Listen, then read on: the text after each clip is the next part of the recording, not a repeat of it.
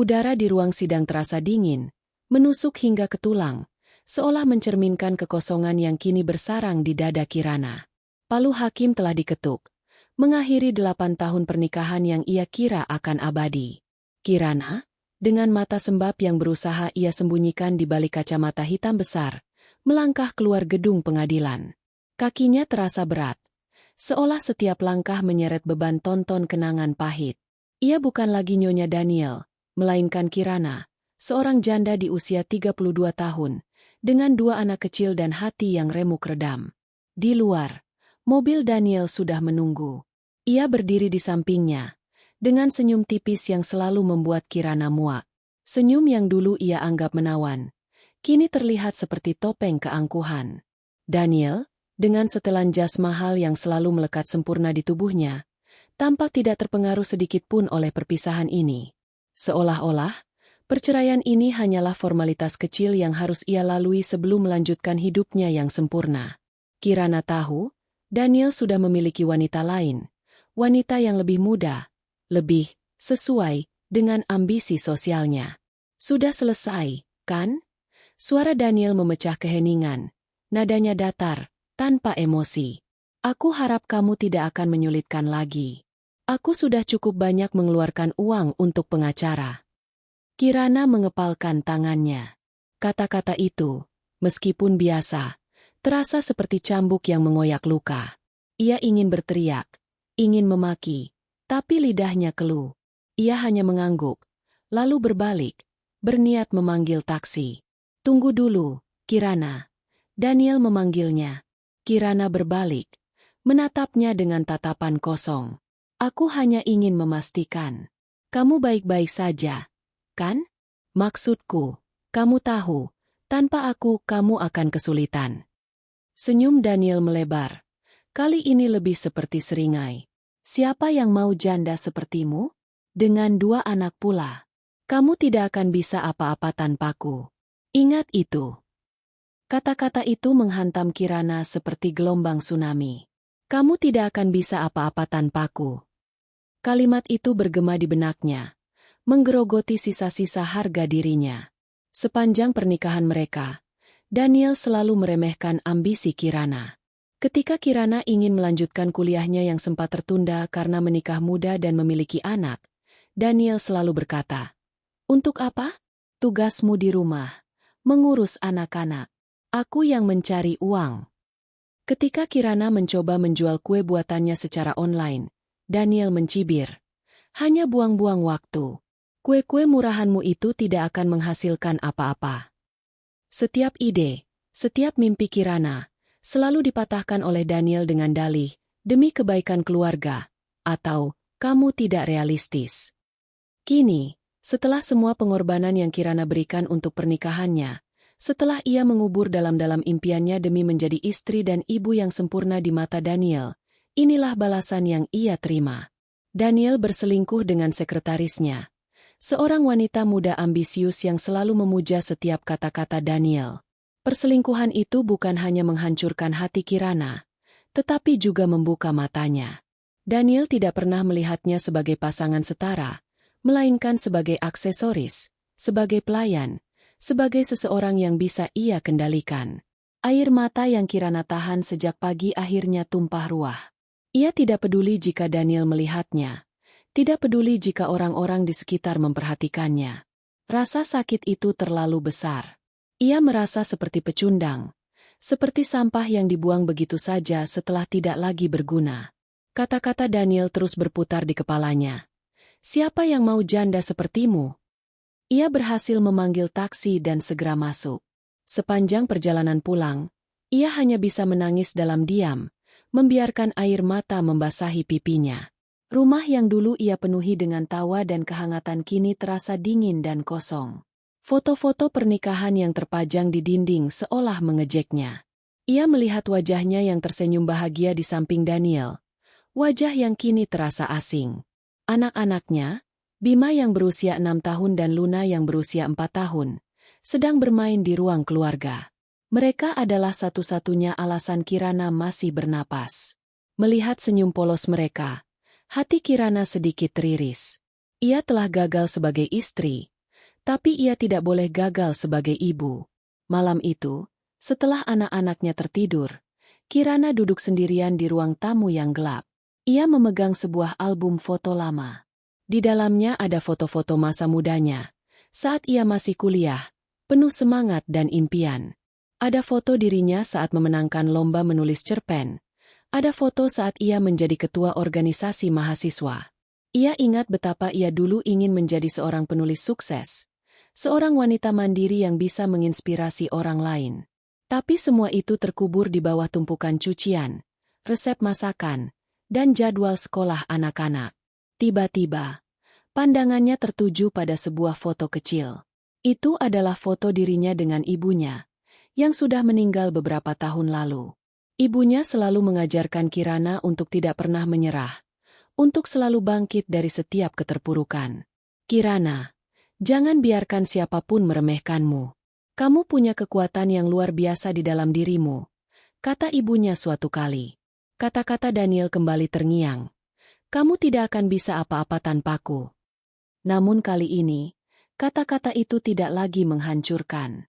Sebaliknya, kata-kata itu memicu percikan api di dalam diri Kirana.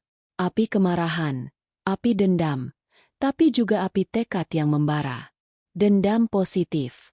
Ia tidak akan membiarkan Daniel memenangkan ini. Ia tidak akan membiarkan kata-kata meremehkan itu menjadi kenyataan.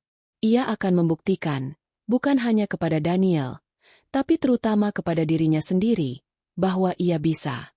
Ia akan bangkit. Ia akan menjadi lebih dari sekadar janda dengan 2 anak. Ia akan menjadi seseorang yang kuat, mandiri, dan sukses. Ia akan membuat Daniel menyesal. Penyesalan yang paling dalam. Penyesalan karena telah melepaskan berlian yang ia kira hanya sebuah kerikil. Malam itu, di tengah kegelapan dan kesendirian, Kirana membuat sebuah janji pada dirinya sendiri. Janji untuk bangkit. Janji untuk berjuang. Janji untuk mengubah rasa sakit menjadi kekuatan. Ini adalah titik baliknya. Babak baru dalam hidupnya akan segera dimulai, dan kali ini, ia akan menjadi penulis naskah utamanya. Pagi itu, Kirana bangun dengan perasaan yang berbeda. Bukan lagi rasa hampa yang membelenggu, melainkan bara api yang menyala di dadanya. Kata-kata Daniel masih terngiang, namun kini mereka menjadi bahan bakar, bukan racun. Ia menatap pantulan dirinya di cermin. Wajahnya masih terlihat lelah, dengan lingkaran hitam di bawah mata. Namun ada kilatan baru di sana, kilatan tekad. Ini bukan lagi tentang Daniel. Ini tentang Kirana. Tentang membuktikan pada dirinya sendiri bahwa ia mampu, bahwa ia layak, bahwa ia bisa menjadi lebih dari apa yang Daniel pernah bayangkan. Langkah pertama adalah membersihkan diri, secara harfiah dan metaforis. Kirana memulai hari dengan lari pagi keliling kompleks, sesuatu yang sudah lama tidak ia lakukan sejak menikah. Napasnya terengah-engah, otot-ototnya protes, tapi setiap tetes keringat terasa seperti membuang beban masa lalu. Setelah itu, ia membenahi rumah. Foto-foto pernikahan Daniel ia singkirkan dari dinding, diganti dengan lukisan abstrak berwarna cerah yang ia beli saat masih mahasiswa. Ia menata ulang perabot, menciptakan suasana yang lebih segar, lebih Kirana. "Mama, kenapa foto papa tidak ada?" tanya Bima polos saat melihat dinding yang kosong. Kirana tersenyum lembut. "Papa akan tinggal di rumah yang berbeda sekarang, sayang. Tapi papa akan tetap jadi papa Bima dan Luna. Mama hanya ingin membuat rumah kita lebih ceria." Ia tahu ini adalah awal dari banyak pertanyaan sulit, tapi ia harus kuat demi anak-anaknya. Dukungan pertama datang dari Dinda, sahabatnya sejak SMA. Dinda adalah seorang desainer grafis lepas yang selalu sibuk, namun selalu punya waktu untuk Kirana. Malam itu, Dinda datang membawa 2 kotak pizza dan sebotol anggur merah. "Bagaimana perasaanmu?" tanya Dinda, menatap Kirana dengan tatapan prihatin. Kirana menghela napas, campur aduk, sakit, marah, tapi juga lega. Dan anehnya, ada semangat baru. Ia menceritakan perkataan Daniel di depan pengadilan. Dinda mendengarkan dengan sabar, sesekali mengangguk. Ketika Kirana selesai, Dinda memegang tangannya erat. Dengar, Kirana. Daniel itu sampah. Kata-katanya tidak ada artinya. Kamu tahu, kan? Kamu itu Kirana yang dulu? Yang cerdas, yang punya mimpi, yang tidak pernah menyerah. Kata-kata Dinda seperti embun di padang gersang. Kirana merasakan air mata menggenang. Tapi kali ini bukan air mata kesedihan, melainkan kelegaan. Tapi aku tidak tahu harus mulai dari mana. Din, aku tidak punya pekerjaan tetap, tabunganku menipis, dan aku punya 2 anak. Itu alasan untuk berjuang lebih keras, bukan menyerah, kata Dinda tegas. Apa yang paling kamu suka lakukan? Apa yang dulu membuatmu bahagia? Kirana terdiam. Menulis. Ia selalu suka menulis. Dulu, ia pernah memenangkan lomba cerpen tingkat universitas. Ia juga suka membuat kue. Kue-kue buatannya selalu laris di acara keluarga dan teman-teman. Daniel selalu meremehkan hobinya itu, menyebutnya pekerjaan remeh-temeh. Aku suka menulis, jawab Kirana pelan, dan membuat kue. Dinda tersenyum lebar. Nah, itu dia. Kenapa tidak kau coba kembangkan? Aku bisa bantu buatkan logo untuk kue-kue buatanmu. Atau kalau kamu mau menulis, aku punya kenalan editor di beberapa penerbitan online. Percakapan itu menjadi titik awal. Kirana mulai menyusun rencana. Ia memutuskan untuk fokus pada 2 hal, menulis dan membuat kue.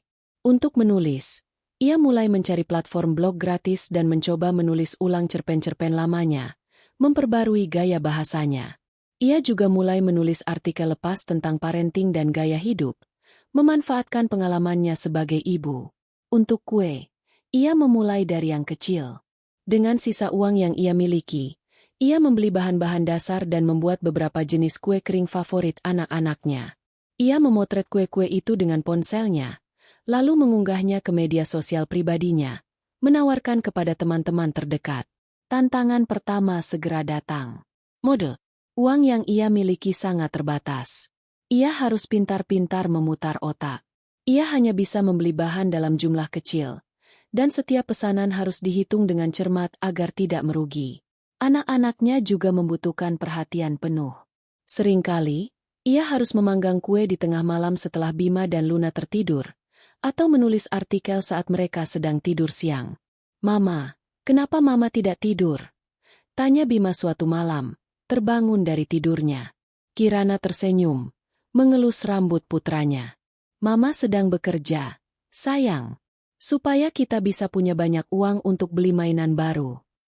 Ia tidak ingin anak-anaknya merasakan kesulitan finansial akibat perceraian ini. Selain masalah finansial, cibiran dari beberapa kenalan lama juga mulai terdengar. Kasihan ya Kirana, jadi janda sekarang. Mana punya anak 2 lagi, kata Bibi Sumi, tetangga sebelah, dengan nada kasihan yang lebih terdengar seperti ejekan. Sudah untung Daniel mau menafkahi, tapi ya begitu, mana cukup untuk hidup mewah seperti dulu. Kirana hanya tersenyum tipis. Ia tahu Daniel memang memberikan nafkah, tapi jumlahnya tidak seberapa dibandingkan gaya hidup mereka sebelumnya. Ia tidak ingin bergantung pada Daniel. Ia ingin mandiri. Suatu hari, ia mencoba menawarkan kue-kuenya ke kafe kecil di dekat rumah. Pemilik kafe, Ibu Rina, seorang wanita parubaya yang ramah, mencicipi kue Kirana. Enak sekali, nak, kata Ibu Rina, matanya berbinar. Tapi maaf, kami sudah punya pemasok kue. Hati Kirana mencelos. Ia merasa putus asa. Apakah Daniel benar?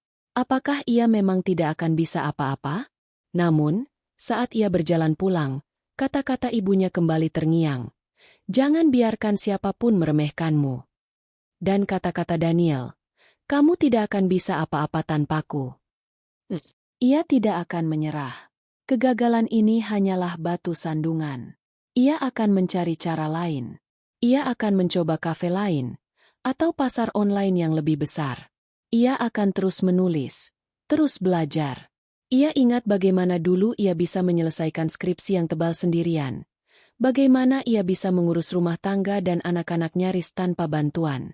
Ia punya kekuatan itu. Malam itu, Kirana membuka laptopnya. Ia tidak menulis cerpen, melainkan mencari informasi tentang pemasaran digital, tentang cara menjual produk secara online, tentang bagaimana membangun merek pribadi. Ia membaca buku-buku motivasi, mendengarkan podcast inspiratif dari para wanita yang bangkit dari keterpurukan. Ia mulai melihat dirinya bukan sebagai korban, melainkan sebagai pejuang. Perlahan tapi pasti, Kirana mulai merasakan perubahan dalam dirinya. Ia tidak lagi menangis setiap malam. Senyumnya mulai kembali, meskipun masih tipis.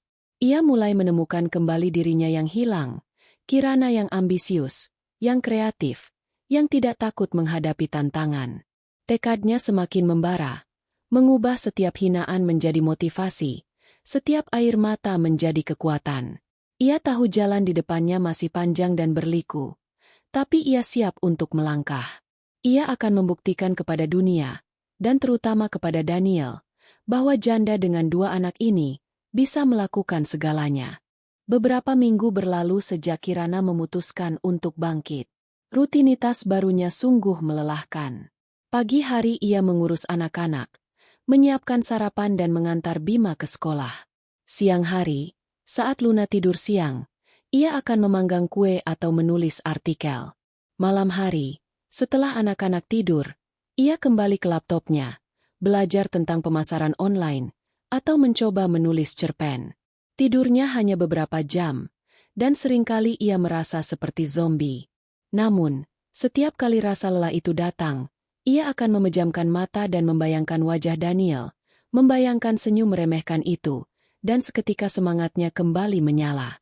Pesanan kue-kue keringnya mulai berdatangan, meski masih dari lingkaran teman dan kenalan. Dinda benar-benar membantu dengan membuatkan logo sederhana namun menarik untuk Kirana S Kitchen, nama yang ia pilih untuk usaha kuenya. Logo itu berupa siluet wanita yang sedang memanggang, dengan sentuhan warna pastel yang hangat. Dinda juga membantu mempromosikan di media sosialnya, yang memiliki pengikut cukup banyak. Artikel-artikel lepasnya juga mulai mendapatkan perhatian. Beberapa portal online kecil mulai memuat tulisannya tentang tips parenting dan manajemen keuangan sederhana untuk ibu rumah tangga. Honor yang didapat memang tidak besar, tapi cukup untuk menambah modal usaha kuenya dan membeli kebutuhan anak-anak. Kirana merasa sedikit demi sedikit. Ia mulai berdiri di atas kakinya sendiri. Suatu sore, saat Kirana sedang membersihkan gudang belakang rumah yang sudah lama tidak terpakang, ia menemukan sebuah kotak kayu tua yang berdebu. Kotak itu adalah peninggalan kakeknya, seorang kolektor barang antik yang eksentrik. Kirana ingat kakeknya pernah berkata, "Isi kotak ini adalah warisan terbesarku untukmu, Kirana. Jaga baik-baik. Suatu hari nanti akan berguna." Kirana tidak pernah terlalu memedulikan kotak itu, menganggapnya hanya berisi benda-benda usang. Dengan rasa penasaran, Kirana membuka kotak itu. Di dalamnya, terbungkus kain bludru usang, ada beberapa benda kecil yang tampak kuno. Ada sebuah jam saku perak dengan ukiran rumit, sebuah bros permata yang tampak antik, dan beberapa koin perak yang aneh. Namun, yang paling menarik perhatiannya adalah sebuah buku kecil bersampul kulit yang sudah menguning. Judulnya ditulis tangan dengan tinta yang memudar, catatan perjalanan dan penemuan. Kirana membuka buku itu. Di dalamnya, dengan tulisan tangan kakeknya yang rapi, terdapat catatan-catatan tentang perjalanan kakeknya ke berbagai pelosok Indonesia, lengkap dengan sketsa-sketsa detail tentang kain-kain tradisional, perhiasan kuno, dan kerajinan tangan dari berbagai suku. Ada satu bagian yang membuat mata Kirana terbelalak. Catatan tentang sebuah desa terpencil di pedalaman Kalimantan yang terkenal dengan kain tenun ikatnya yang langka dan memiliki motif unik, yang konon hanya bisa dibuat oleh segelintir penenun tua. Kakeknya bahkan menyertakan alamat dan nama seorang penenun yang ia kenal baik. Kain tenun ikat. Gumam Kirana. Ia teringat ibunya juga sangat menyukai kain-kain tradisional. Ibunya pernah berkata bahwa kain tenun ikat Kalimantan memiliki nilai seni yang tinggi dan sangat dicari oleh kolektor.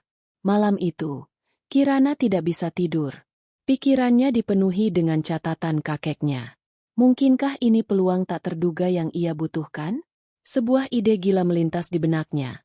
Bagaimana jika ia mencoba menjual kain-kain tenun ini? Ia bisa menjadi jembatan antara para penenun di desa terpencil itu dengan pasar yang lebih luas. Keraguan segera muncul. Ia tidak tahu apa-apa tentang bisnis kain. Ia tidak punya modal besar. Dan bagaimana ia bisa pergi ke pedalaman Kalimantan dengan 2 anak kecil? Pikiran itu terasa terlalu besar, terlalu berisiko. Kamu gila, Kirana. Dinda hampir tersedak minumannya saat Kirana menceritakan idenya. Kalimantan? Itu jauh sekali. Dan kamu mau jualan kain? Kamu kan bisanya nulis sama bikin kue. Aku tahu, Din. Tapi ini warisan kakek. Dan kakek bilang ini berharga. Kirana mencoba meyakinkan. Lagi pula, aku tidak mau selamanya hanya jualan kue kering. Aku butuh sesuatu yang lebih besar. Sesuatu yang bisa membuat Daniel benar-benar menyesal. Dinda menatap Kirana. Ia melihat kilatan ambisi yang belum pernah ia lihat sebelumnya di mata sahabatnya. Baiklah, kalau begitu, kita harus riset dulu.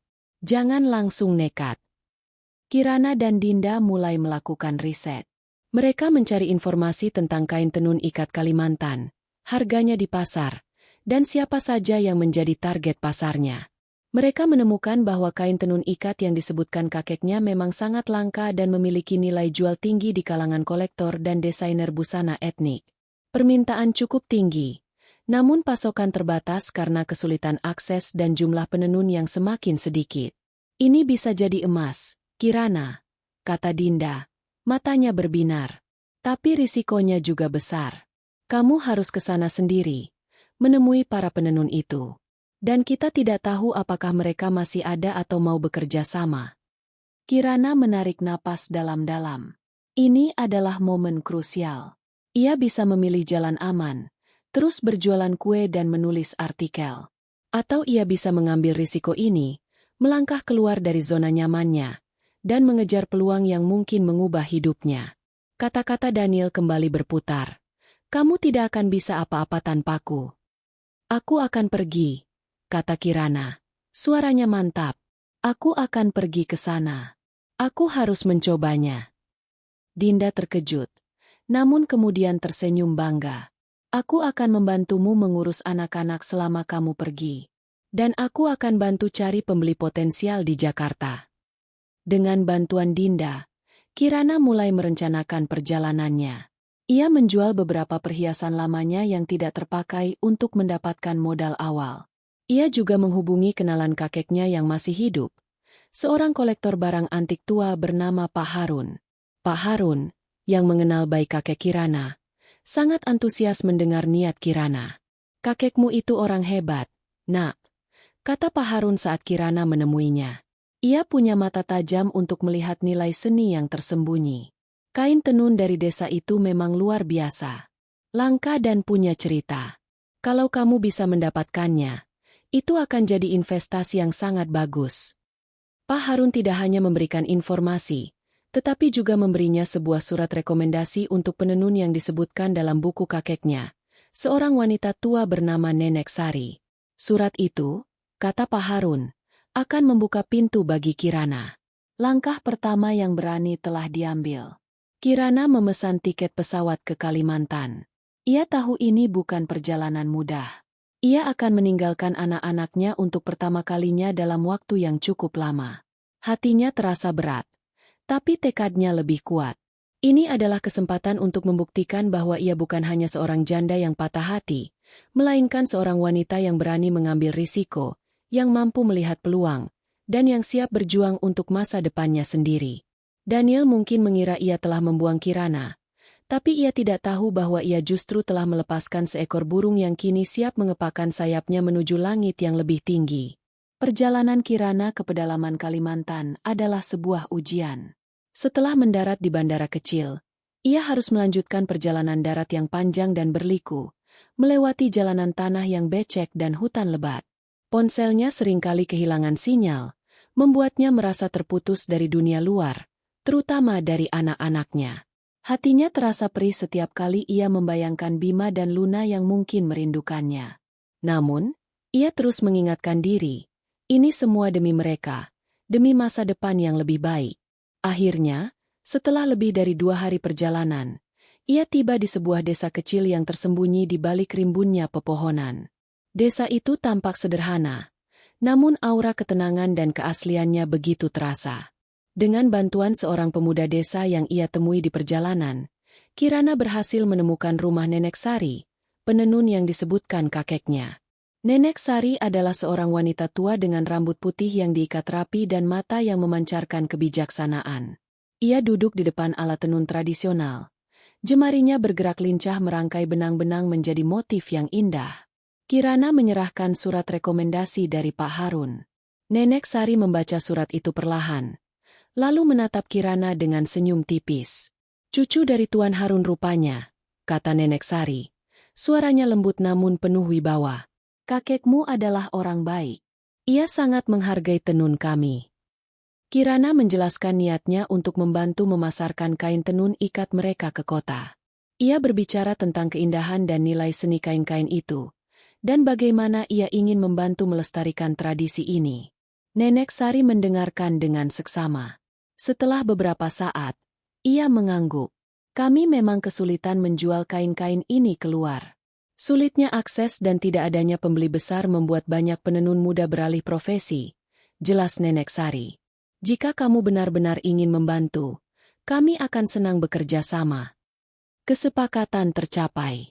Nenek Sari dan beberapa penenun lain bersedia membuatkan kain tenun untuk Kirana, dengan pembayaran di muka sebagai modal awal. Kirana menggunakan sebagian besar uang hasil penjualan perhiasannya untuk ini. Ia memilih motif-motif yang paling unik dan warna-warna yang menurutnya akan diminati pasar kota. Setelah mendapatkan beberapa gulungan kain tenun yang indah, Kirana kembali ke Jakarta dengan hati yang penuh harapan. Namun, perjuangan sebenarnya baru saja dimulai. Setibanya di Jakarta, Kirana segera menghubungi Dinda. Dinda telah berhasil mengumpulkan beberapa kontak desainer busana dan kolektor seni yang tertarik dengan kain tradisional. Kirana mengatur pertemuan dengan mereka satu persatu. Pertemuan pertama adalah dengan seorang desainer muda yang sedang naik daun, bernama Maya. Maya menatap kain-kain tenun Kirana dengan mata berbinar. "Ini luar biasa, Kirana. Motifnya sangat otentik, dan warnanya begitu hidup. Aku bisa membayangkan ini menjadi gaun malam yang spektakuler." Kirana merasa lega. Namun, ketika Maya menanyakan harga, Kirana menyebutkan harga yang ia rasa sudah cukup menguntungkan, tapi Maya mengernyitkan dahi. Harganya lumayan tinggi ya. Aku harus memikirkannya dulu." Kirana pulang dengan perasaan campur aduk. Ia tahu kain itu berharga, tapi ia juga harus bersaing dengan kain-kain lain yang lebih murah di pasaran. Ia menyadari bahwa ia tidak hanya menjual kain, tetapi juga cerita di baliknya, nilai seni, dan kelangkaannya. Beberapa desainer lain juga memberikan respon serupa. Mereka memuji kualitas kainnya, tapi ragu dengan harganya. Kirana mulai merasa putus asa. Ia sudah menginvestasikan hampir seluruh modalnya. Jika kain-kain ini tidak terjual, ia akan rugi besar. "Mungkin aku salah, Din," keluh Kirana pada Dinda suatu malam. "Mungkin Daniel benar. Aku memang tidak punya bakat bisnis." "Jangan bicara begitu." Dinda memegang bahu Kirana. "Ini baru awal, Kirana. Kamu harus belajar. Kamu harus tahu bagaimana cara menjual nilai dari kainmu, bukan hanya kainnya." Dinda menyarankan Kirana untuk membuat presentasi yang lebih menarik, dengan foto-foto desa, cerita tentang para penenun, dan proses pembuatan kain yang rumit. Ia juga menyarankan Kirana untuk menargetkan segmen pasar yang lebih spesifik, yaitu kolektor dan butik-butik mewah yang menghargai keunikan dan kualitas. Kirana mengikuti saran Dinda. Ia menghabiskan waktu berhari-hari membuat brosur digital yang indah, menuliskan kisah di balik setiap motif tenun, dan memotret kain-kain itu dengan pencahayaan terbaik. Ia juga mulai aktif di forum-forum online tentang seni dan kerajinan tangan, memperkenalkan tenun ikatnya. Tantangan lain muncul. Salah satu gulungan kain tenun yang paling indah, dengan motif naga yang rumit, ternyata memiliki sedikit cacat di bagian ujungnya. Kirana sangat kecewa.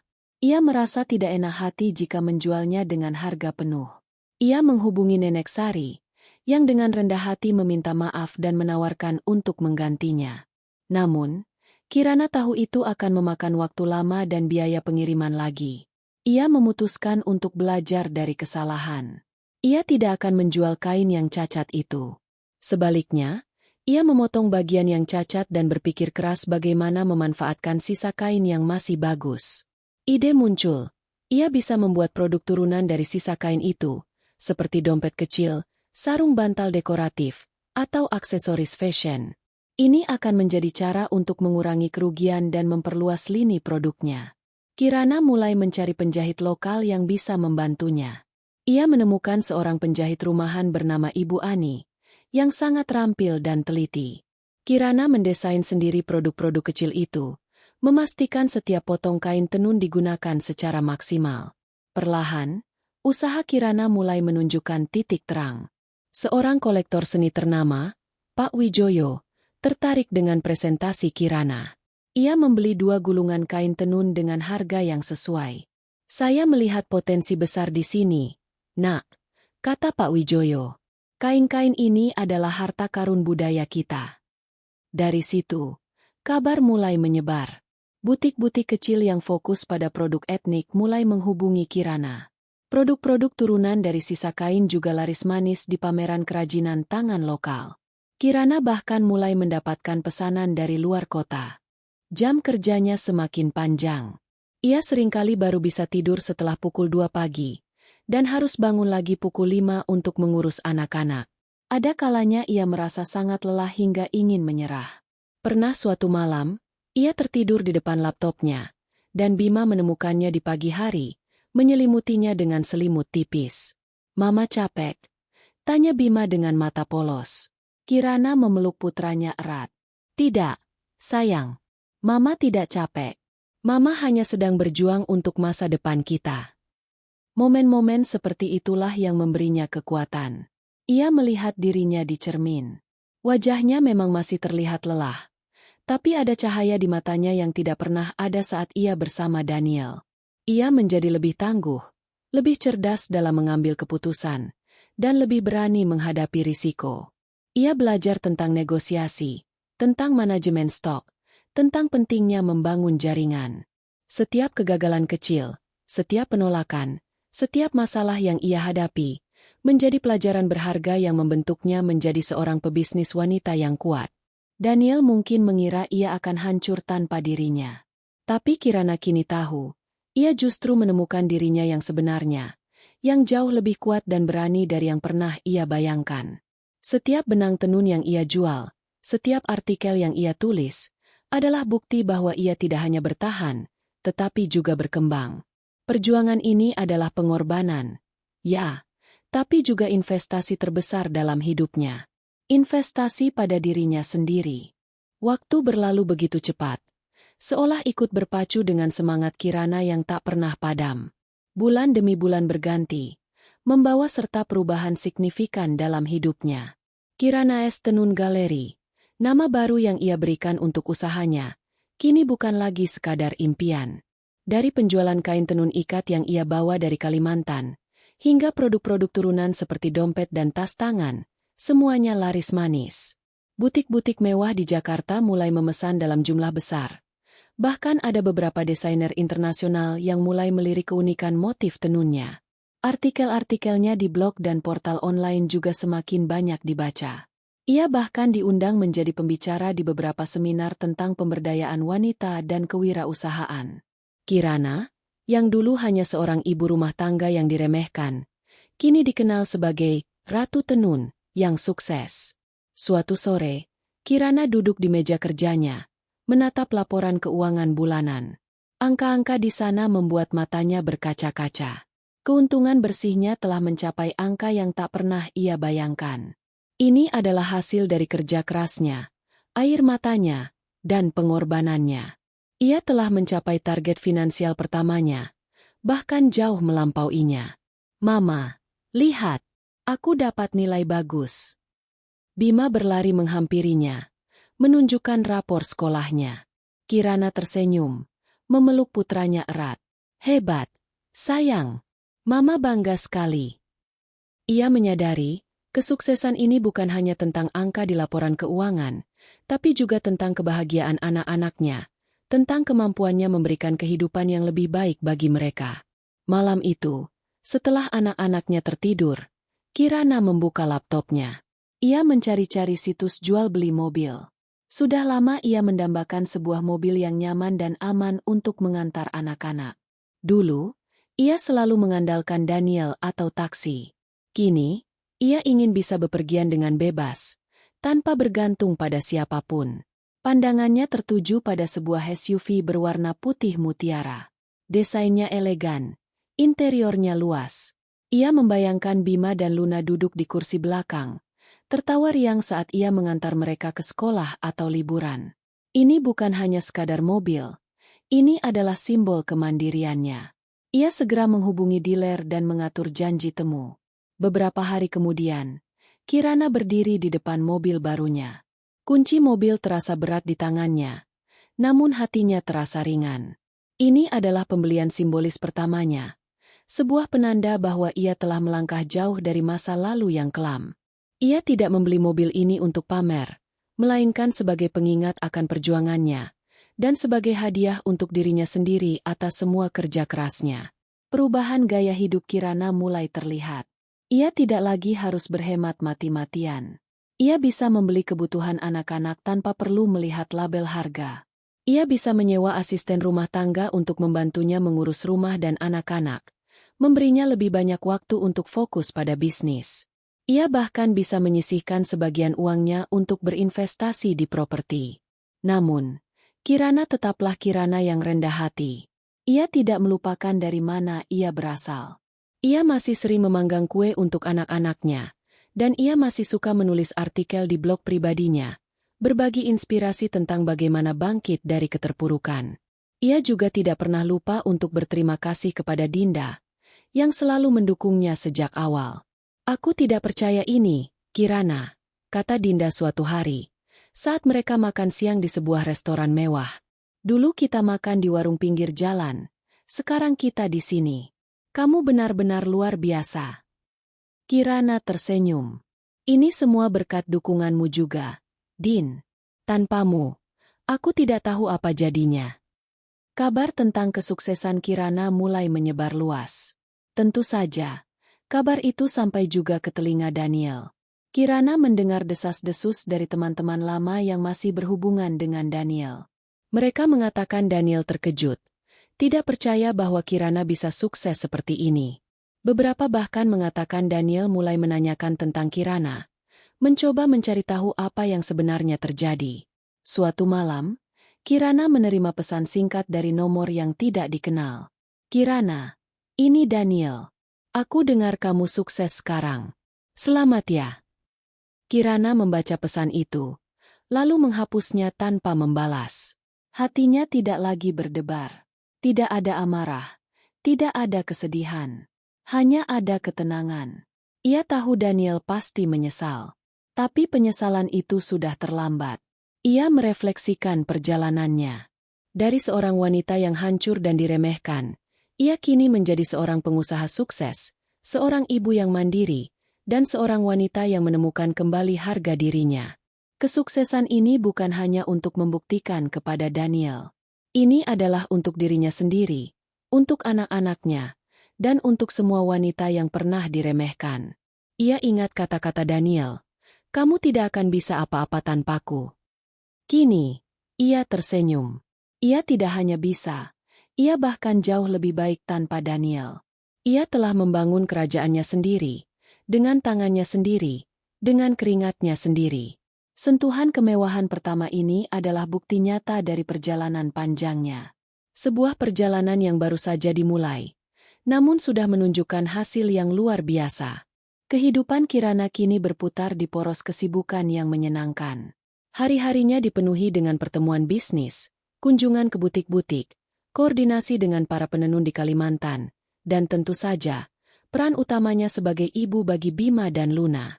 Ia telah berhasil menciptakan keseimbangan yang harmonis antara karir dan keluarga, sesuatu yang dulu Daniel katakan mustahil baginya. Senyum di wajahnya kini lebih sering terlihat, tulus dan penuh kebahagiaan. Suatu sore yang cerah, Kirana menghadiri sebuah pameran seni dan kerajinan tangan bergengsi di sebuah hotel bintang 5 di pusat kota. Kirana S. Tenun Galeri memiliki stan khusus di sana, menampilkan koleksi kain tenun ikat terbarunya yang memukau. Para pengunjung berdecak kagum. Banyak yang tertarik dengan cerita di balik setiap motif dan proses pembuatannya yang rumit. Kirana berdiri di samping stannya, mengenakan gaun sederhana namun elegan dari kain tenunnya sendiri, menjelaskan dengan penuh semangat kepada para calon pembeli. Tiba-tiba, di tengah keramaian, pandangannya terpaku pada sosok yang sangat ia kenal. Daniel. Ia berdiri tidak jauh dari stannya, mengenakan setelan jas abu-abu yang rapi, berbicara dengan seorang pria parubaya yang tampak seperti rekan bisnis. Jantung Kirana tidak berdebar kencang seperti dulu. Tidak ada lagi rasa sakit. Tidak ada lagi amarah yang membara. Hanya ada sedikit rasa terkejut. Seperti melihat hantu dari masa lalu yang sudah lama terkubur. Daniel, yang sedang asyik berbicara, tiba-tiba menoleh ke arah stan Kirana. Matanya melebar. Ekspresi terkejut jelas terpancar di wajahnya. Ia berhenti berbicara, menatap Kirana seolah tidak percaya dengan apa yang dilihatnya. Kirana, dengan senyum tipis yang tenang, mengangguk kecil, seolah menyapa seorang kenalan lama yang kebetulan berpapasan. Pria yang bersama Daniel menepuk bahunya, seolah menyadarkannya. Daniel berbisik sesuatu kepada pria itu, lalu perlahan berjalan mendekat ke arah stan Kirana. Setiap langkahnya terasa ragu. Tidak seperti Daniel yang dulu selalu percaya diri dan angkuh. Kirana? Suara Daniel terdengar sedikit serak, seperti orang yang baru saja bangun tidur. Ini benar kamu. Kirana tersenyum. Tentu saja ini aku, Daniel. Kenapa? Terkejut. Daniel mengangguk. Matanya menelusuri Kirana dari ujung rambut hingga ujung kaki, lalu beralih ke kain-kain tenun yang terpajang indah di stannya. Ada campuran kekaguman, keheranan, dan sesuatu yang tidak bisa Kirana definisikan, mungkin penyesalan, di matanya. Aku dengar kamu punya usaha sekarang, tapi tidak menyangka akan sebesar ini. Begitulah, jawab Kirana datar. Ia tidak ingin memperpanjang percakapan. Ia sibuk, dan Daniel adalah bagian dari masa lalu yang sudah ia tinggalkan. Bagaimana bisa? Daniel bertanya, nadanya terdengar seperti orang yang sedang mencoba memecahkan teka-teki. Dulu kamu kan tidak pernah tertarik dengan bisnis. Orang berubah, Daniel, kata Kirana, tatapannya tenang. Dan terkadang, perubahan besar datang dari dorongan yang kuat. Ia tidak perlu menjelaskan lebih jauh. Daniel tahu persis apa dorongan yang ia maksud. Seorang pelanggan datang ke stan Kirana, tertarik pada salah satu syal tenun.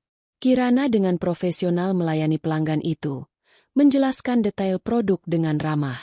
Daniel hanya bisa berdiri di sana, memperhatikan Kirana yang kini tampak begitu percaya diri dan berwibawa. Ia melihat bagaimana Kirana berinteraksi dengan pelanggan, bagaimana ia menjelaskan produknya dengan pengetahuan yang mendalam. Ini bukan lagi Kirana yang dulu ia kenal, Kirana yang selalu ragu dan bergantung padanya. Setelah pelanggan itu pergi, Daniel kembali mendekat. Aku minta maaf, Kirana, atas semua yang terjadi dulu. Kirana menatapnya. Permintaan maaf itu terdengar tulus, atau setidaknya, Daniel berusaha keras membuatnya terdengar tulus. Tapi bagi Kirana, itu sudah tidak penting lagi. Sudah lama berlalu. Daniel, aku sudah melupakannya. Tapi, apakah kamu baik-baik saja? Daniel mencoba lagi. Suaranya lebih lembut. Maksudku, dengan anak-anak, apakah mereka baik-baik saja? Bima dan Luna baik-baik saja, jawab Kirana singkat. Mereka tumbuh menjadi anak-anak yang cerdas dan bahagia. Aku bisa mengurus mereka dengan baik. Daniel terdiam. Ada keheningan canggung di antara mereka. Kirana bisa merasakan tatapan Daniel yang terus-menerus menelusuri dirinya, seolah mencari sisa-sisa Kirana yang lama, Kirana yang lemah dan rapuh yang dulu ia tinggalkan. Tapi yang ia temukan hanyalah seorang wanita yang kuat, mandiri, dan bersinar. Aku harus pergi, kata Daniel akhirnya. Suaranya terdengar kalah. Senang melihatmu, Kirana. Aku tidak menyangka. Kirana hanya mengangguk. Daniel berbalik dan berjalan pergi. Punggungnya terlihat sedikit membungkuk. Kirana melihatnya menghilang di antara keramaian. Tidak ada rasa kemenangan yang meluap-luap. Hanya ada ketenangan. Ia telah membuktikan dirinya. Bukan dengan kata-kata, tapi dengan tindakan. Malam itu, setelah pameran selesai dan ia kembali ke rumah, Kirana duduk di tepi tempat tidur Bima dan Luna yang sudah terlelap. Ia mengelus rambut mereka lembut. Pertemuan dengan Daniel tadi siang membuatnya merefleksikan kembali perjalanannya. Dulu, ia membayangkan momen ini akan penuh dengan kemarahan dan kepuasan yang meluap-luap. Ia ingin melihat Daniel hancur, menyesal, memohon-mohon padanya. Tapi kini, ketika momen itu tiba, yang ia rasakan hanyalah kedamaian. Daniel memang tampak terkejut, bahkan mungkin menyesal, tapi itu tidak lagi penting baginya. Ia menyadari bahwa kesuksesan yang ia raih, kebahagiaan yang ia rasakan, bukanlah untuk menyakiti Daniel. Itu semua adalah untuk dirinya sendiri. Untuk membuktikan kepada dirinya sendiri bahwa ia berharga, bahwa ia mampu, bahwa ia bisa menciptakan kebahagiaannya sendiri. Daniel hanyalah pemicu, sebuah katalisator yang mendorongnya untuk menemukan kekuatan tersembunyi dalam dirinya. Ia telah move on. Tidak ada lagi bayangan masa lalu yang menghantuinya. Ia telah memaafkan Daniel, bukan demi Daniel, tapi demi ketenangan jiwanya sendiri. Ia telah melepaskan beban masa lalu dan kini siap melangkah maju, menuju masa depan yang lebih cerah, tanpa bayang-bayang penyesalan atau dendam. Kirana telah menemukan kebahagiaan sejati, yang jauh lebih berharga daripada sekadar membuat mantan suaminya menyesal. 3 tahun setelah pertemuan tak terduga dengan Daniel di pameran, nama Kirana Lestari bukan lagi sekadar desas-desus. Kirana S. Tenun Gallery telah tumbuh menjadi sebuah imperium kecil yang disegani di industri fashion dan kerajinan tangan. Butik utamanya berdiri megah di salah satu pusat perbelanjaan paling elit di Jakarta, dengan desain interior yang memadukan unsur modern dan etnik, memamerkan kain-kain tenun ikat yang kini menjadi incaran para kolektor dan desainer papan atas. Kirana tidak hanya menjual kain gulungan. Ia telah memperluas lini produknya. Ada koleksi busana siap pakai yang memadukan tenun ikat dengan desain kontemporer, tas tangan mewah yang dihiasi detail tenun, dan bahkan perabot rumah tangga seperti bantal sofa dan taplak meja yang terinspirasi dari motif-motif tradisional. Ia juga membuka sebuah galeri seni kecil di lantai 2 butiknya, menampilkan karya-karya seniman lokal yang menggunakan tenun sebagai medium utama. Ekspansi bisnisnya tidak berhenti di Jakarta.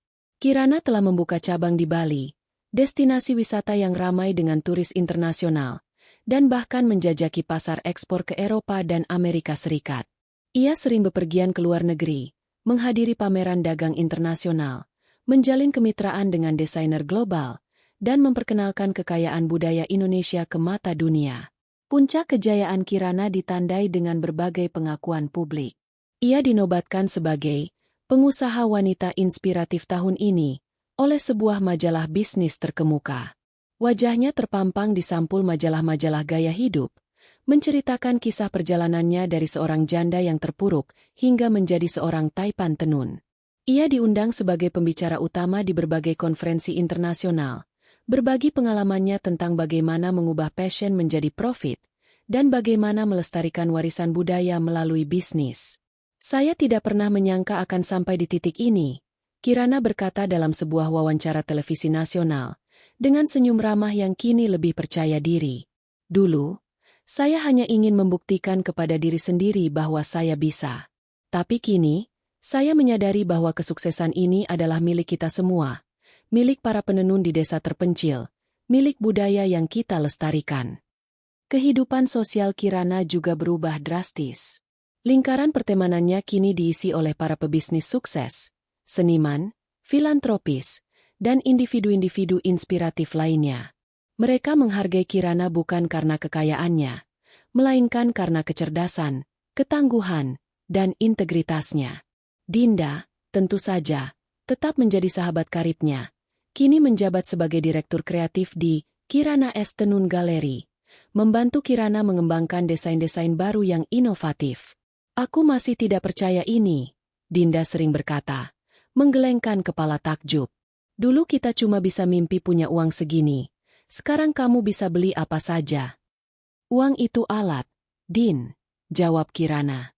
Yang penting adalah bagaimana kita menggunakannya.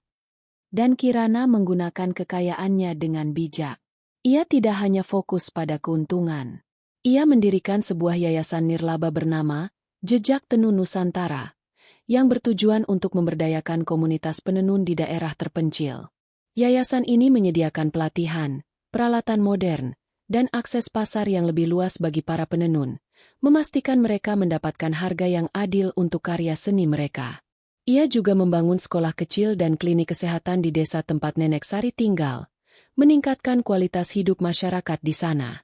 Ini bukan hanya tentang bisnis, Nak, kata Nenek Sari suatu kali, saat Kirana berkunjung ke desa. Ini tentang menyelamatkan tradisi kami, tentang memberikan harapan bagi anak cucu kami. Kamu adalah berkah bagi kami.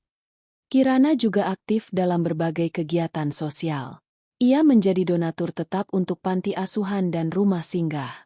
Ia sering meluangkan waktu untuk mengunjungi anak-anak di panti asuhan, membacakan cerita, dan memberikan motivasi. Ia ingin menunjukkan kepada mereka bahwa dengan kerja keras dan tekad, siapapun bisa meraih impian.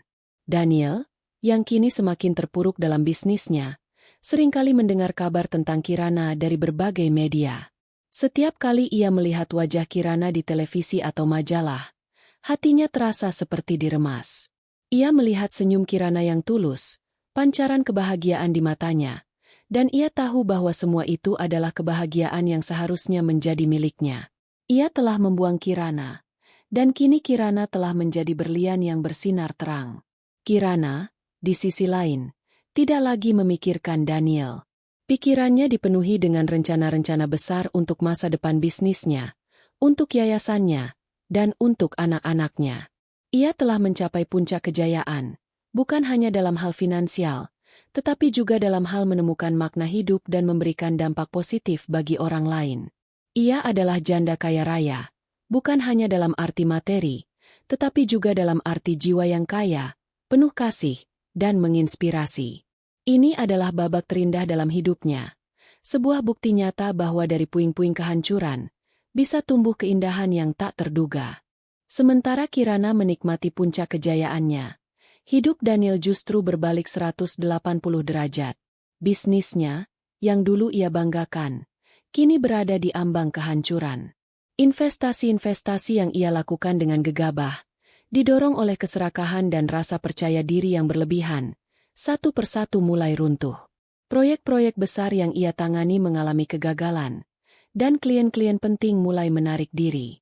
Wanita yang dulu ia pilih sebagai pengganti Kirana, seorang sekretaris muda bernama Sandra, ternyata jauh dari yang ia harapkan.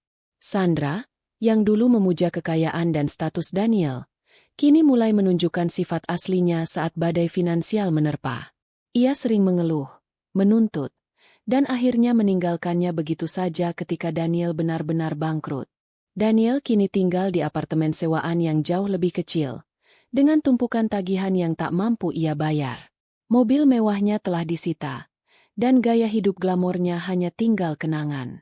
Ia sering terlihat duduk sendirian di kafe-kafe murah, menatap kosong keluar jendela, dengan wajah yang tampak lelah dan dipenuhi kerutan kekhawatiran. Rambutnya mulai menipis, dan sorot matanya yang dulu angkuh kini dipenuhi keputusasaan. Setiap kali ia membuka televisi atau membaca majalah, wajah Kirana selalu muncul. Kirana Lestari, Ratu Tenun, yang sukses, pengusaha wanita inspiratif, filantropis yang dermawan. Setiap berita tentang Kirana terasa seperti pukulan telak di dadanya. Ia melihat senyum Kirana yang tulus, pancaran kebahagiaan di matanya, dan ia tahu bahwa semua itu adalah kebahagiaan yang seharusnya menjadi miliknya. Ia telah membuang Kirana, dan kini Kirana telah menjadi berlian yang bersinar terang, sementara ia terpuruk dalam kegelapan yang ia ciptakan sendiri. Penyesalan mulai menggerogoti Daniel. Ia teringat bagaimana dulu ia meremehkan Kirana, bagaimana ia mencibir setiap mimpinya, Bagaimana ia menyuruhnya untuk tetap di rumah dan hanya mengurus anak-anak. Ia ingat kata-kata kasarnya di depan pengadilan. Kamu tidak akan bisa apa-apa tanpaku. Siapa yang mau janda sepertimu? Ironisnya, kini ialah yang tidak bisa apa-apa. Dan Kirana lah yang menjadi wanita yang diinginkan banyak orang. Suatu malam, setelah berhari-hari bergumul dengan pikirannya, Daniel memberanikan diri. Ia mencari nomor telepon Kirana yang lama, berharap masih aktif. Dengan tangan gemetar, ia mengetik pesan singkat. Kirana, ini Daniel. Aku tahu ini mungkin tidak penting lagi bagimu, tapi aku ingin bertemu. Ada hal penting yang ingin aku bicarakan. Kirana menerima pesan itu saat ia sedang memeriksa email bisnisnya. Ia melihat nama Daniel, dan sejenak ia terdiam. Ia tidak membalas. Namun, pesan kedua datang beberapa jam kemudian, kali ini dengan nada yang lebih putus asa. Kirana, tolong. Ini benar-benar penting. Aku butuh bantuanmu. Kirana menghela napas. Ia tidak ingin bertemu Daniel, tidak ingin mengungkit luka lama. Tapi ada sesuatu dalam nada pesan Daniel yang membuatnya merasa iba. Bukan iba yang berarti ia akan membantu, melainkan iba melihat betapa terpuruknya mantan suaminya itu. Ia memutuskan untuk bertemu, bukan untuk Daniel, melainkan untuk menutup bab ini sepenuhnya. Mereka bertemu di sebuah kafe yang tenang, jauh dari keramaian pusat kota. Kirana datang dengan pakaian kasual namun tetap elegan, memancarkan aura kesuksesan yang tak terbantahkan. Daniel, di sisi lain, tampak lusuh, dengan kemeja yang sedikit kusut dan tatapan mata yang kosong. Terima kasih sudah mau datang, Kirana, kata Daniel, suaranya pelan, nyaris berbisik. Aku tidak menyangka kamu akan mau. Aku punya waktu luang, jawab Kirana datar, tanpa emosi. Ada apa? Daniel menunduk, menghela napas panjang. Aku bangkrut. Kirana. Semuanya hancur. Bisnisku, rumahku, bahkan Sandra dia meninggalkanku. Ia mengangkat wajahnya, menatap Kirana dengan tatapan memohon. Aku tidak tahu harus berbuat apa lagi. Aku butuh bantuanmu. Kirana menatapnya lekat-lekat. Ia melihat keputusasaan yang nyata di mata Daniel. Namun, hatinya tetap tenang. Tidak ada rasa puas. Tidak ada rasa kemenangan. Hanya ada rasa iba yang dingin. Bantuan apa yang kamu harapkan dariku, Daniel? Tanya Kirana, suaranya tenang. Aku tahu ini gila, kata Daniel. Suaranya bergetar. Tapi aku ingat dulu kamu punya ide-ide bagus. Kamu cerdas. Kirana, kamu bisa membantuku. Aku bisa bekerja untukmu. Apa saja. Aku bisa melakukan apapun untuk mengembalikan semuanya. Ia bahkan mencoba meraih tangan Kirana. Namun Kirana menariknya dengan lembut. Daniel, kata Kirana. Suaranya tegas namun tanpa nada menghakimi. Aku sudah melewati semua itu. Aku sudah membangun hidupku sendiri, dengan tanganku sendiri. Aku tidak butuh bantuanmu, dan aku tidak bisa membantumu. Daniel terkejut. Tapi, kenapa? Kita kan pernah menikah. Aku ayah dari anak-anakmu. Justru karena itu, jawab Kirana. Kamu adalah ayah dari anak-anakku, dan aku akan selalu memastikan mereka mendapatkan yang terbaik. Tapi hubungan kita sebagai suami istri sudah berakhir. Dan kamulah yang mengakhirinya. Daniel, kamu yang memilih untuk meremehkanku, untuk meninggalkan kami, untuk menghancurkan semua yang kita bangun. Air mata mulai menggenang di mata Daniel. Aku tahu aku salah. Kirana, aku sangat menyesal. Aku menyesal telah meninggalkanmu, menyesal telah meremehkanmu. Aku tidak tahu betapa berharganya kamu sampai aku kehilangan semuanya. Aku mencintaimu. Kirana. Aku ingin kita kembali seperti dulu. Kirana tersenyum miris. Cinta? Daniel, kamu tidak pernah mencintaiku. Kamu hanya mencintai dirimu sendiri dan apa yang bisa aku berikan padamu. Kamu mencintai status yang aku berikan sebagai istrimu, tapi kamu tidak pernah menghargai siapa aku sebenarnya. Ia menarik napas dalam-dalam. Aku tidak lagi mencintaimu. Daniel, aku sudah move on. Aku sudah menemukan kebahagiaanku sendiri, kebahagiaan yang tidak bergantung padamu. Tapi, bagaimana dengan anak-anak? Daniel mencoba lagi. Nadanya memohon. Mereka butuh ayah. Mereka punya ayah, kata Kirana tegas. Dan aku tidak akan pernah menghalangimu untuk bertemu mereka. Tapi itu saja. Tidak ada lagi di antara kita. Daniel menunduk. Bahunya bergetar. Ia tahu ia telah kalah. Ia telah kehilangan segalanya. Dan yang paling menyakitkan adalah ia telah kehilangan Kirana, wanita yang dulu ia buang. Penyesalan itu menghantamnya dengan telak. Lebih menyakitkan daripada kebangkrutan finansialnya. Ia telah melihat Kirana bangkit, bersinar, sementara ia tenggelam dalam kegelapan. Ia telah membuat kesalahan terbesar dalam hidupnya. Kirana berdiri. Aku harus pergi. Daniel, ada banyak pekerjaan yang menungguku. Daniel mengangkat kepalanya. Matanya merah. Aku mengerti. Aku harap kamu bahagia, Kirana. Aku sudah bahagia, Daniel. Jawab Kirana. Suaranya tenang dan mantap. Dan aku harap kamu bisa menemukan kedamaianmu sendiri. Kirana berbalik dan berjalan keluar kafe. Ia tidak menoleh ke belakang. Di luar, ia menarik napas dalam-dalam, merasakan udara segar memenuhi paru-parunya. Konfrontasi terakhir telah selesai. Tidak ada lagi beban. Tidak ada lagi bayangan masa lalu. Daniel telah mendapatkan penyesalan yang terlambat. Dan Kirana telah mendapatkan kebebasan sejati. Ia telah menutup bab ini sepenuhnya. Dan kini siap untuk menulis babak baru dalam hidupnya. Tanpa ada lagi jejak Daniel. Tahun-tahun berlalu. Membawa Kirana pada babak kehidupan yang paling indah dan memuaskan. Ia kini telah berusia 40-an. Namun memancarkan aura kedewasaan yang memesona. Jauh dari bayangan wanita rapuh yang pernah ia alami. Kirana S. Tenun Gallery telah menjadi merek global, dengan butik-butik di kota-kota mode besar seperti Paris dan New York. Kain tenun ikatnya tidak hanya menjadi komoditas fashion, tetapi juga diakui sebagai karya seni bernilai tinggi yang dipamerkan di museum-museum bergengsi. Kehidupan Kirana adalah perwujudan dari keseimbangan sempurna antara kesuksesan profesional dan kebahagiaan pribadi. Bima dan Luna telah tumbuh menjadi remaja yang cerdas dan berprestasi, mewarisi semangat juang ibunya. Bima kini sedang menempuh pendidikan di luar negeri, mengambil jurusan bisnis, dengan impian suatu hari nanti bisa mengembangkan kerajaan tenun ibunya. Luna, dengan bakat seninya, sedang belajar desain fashion, berencana untuk menciptakan koleksi busana yang memadukan tenun tradisional dengan gaya modern. Kirana bangga melihat mereka tumbuh menjadi individu yang mandiri dan berkarakter. Namun, kebahagiaan Kirana tidak hanya datang dari kesuksesan bisnis dan anak-anaknya. Beberapa tahun setelah konfrontasi terakhir dengan Daniel, takdir mempertemukannya dengan seorang pria bernama Ardi. Ardi adalah seorang arsitek lanskap yang sederhana namun berwawasan luas, dengan hati yang tulus dan senyum yang meneduhkan. Ia mengenal Kirana bukan dari berita tentang kesuksesannya, melainkan dari sebuah acara amal di mana Kirana menjadi salah satu donatur utama.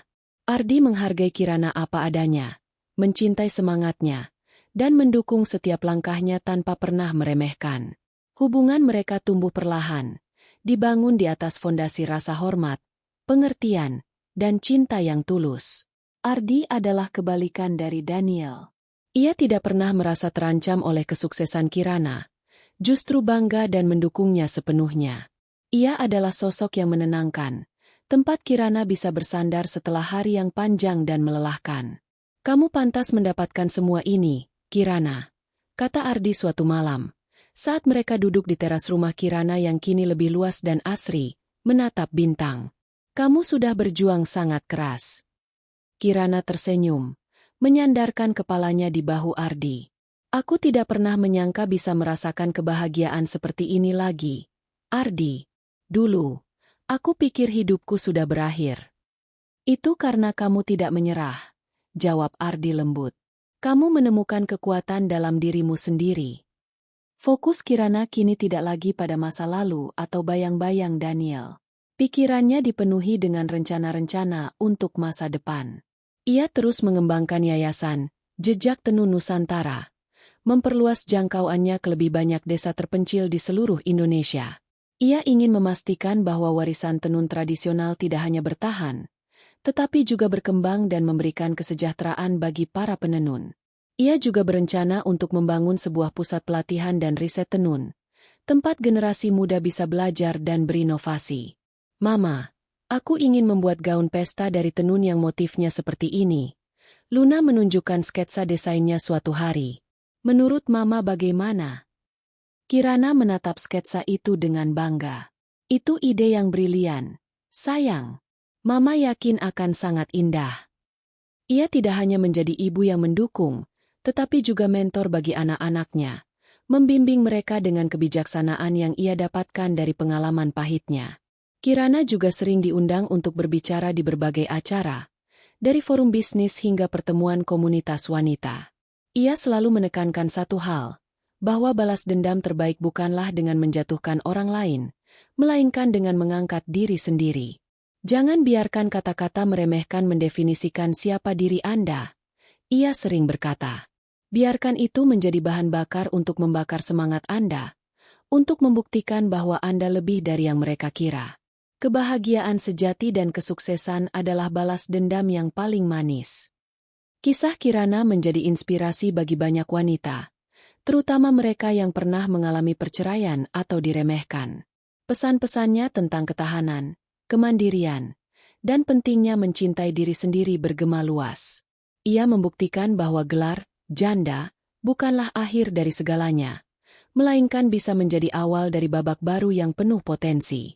Daniel, di sisi lain, masih berjuang.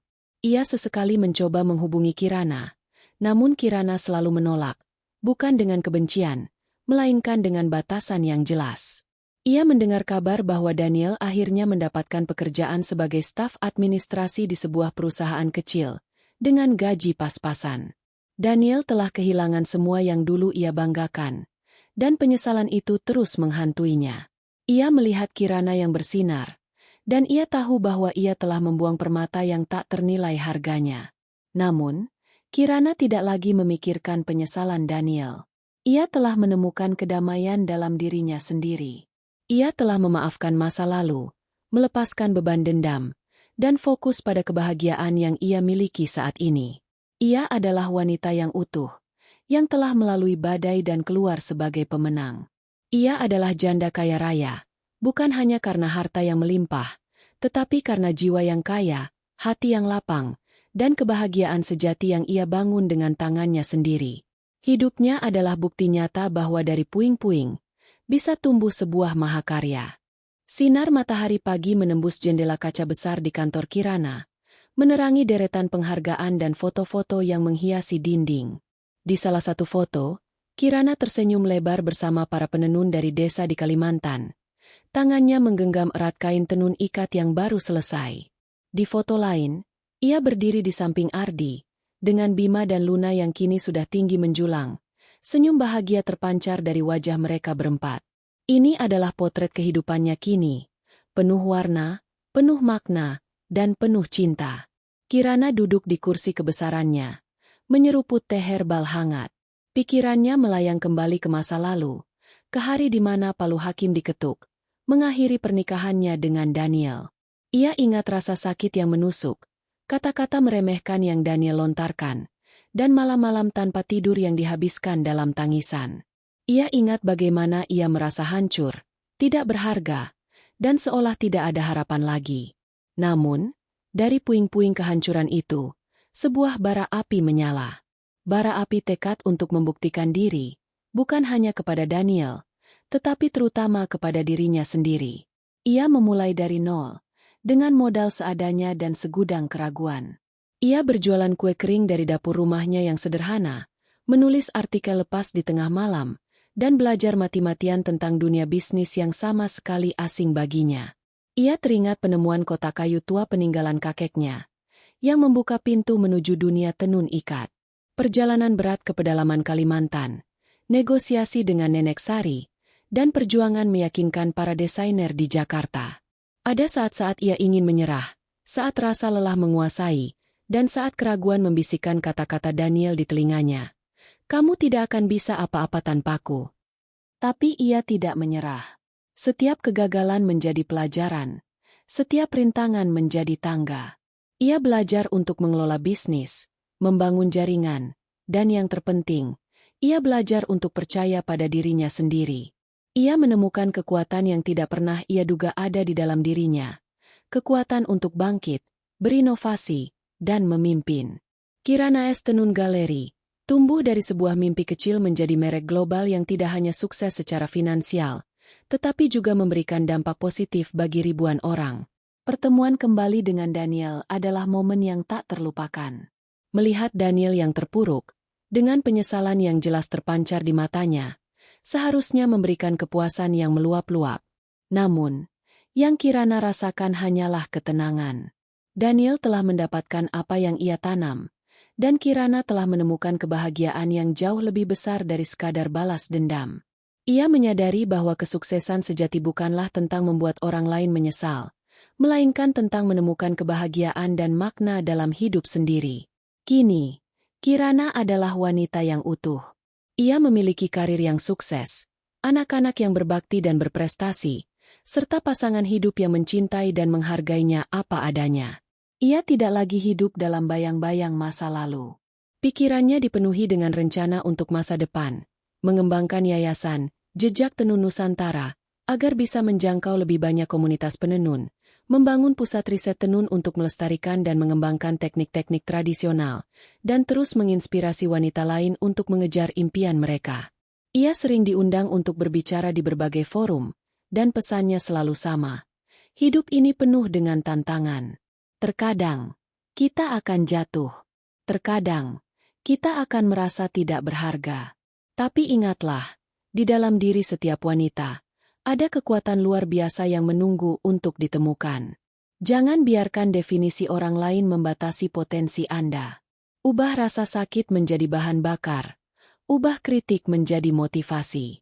Bangkitlah, berjuanglah, dan buktikan bahwa Anda lebih dari yang mereka kira. Karena kebahagiaan sejati dan kesuksesan adalah balas dendam yang paling manis, bukan untuk orang lain, melainkan untuk diri Anda sendiri.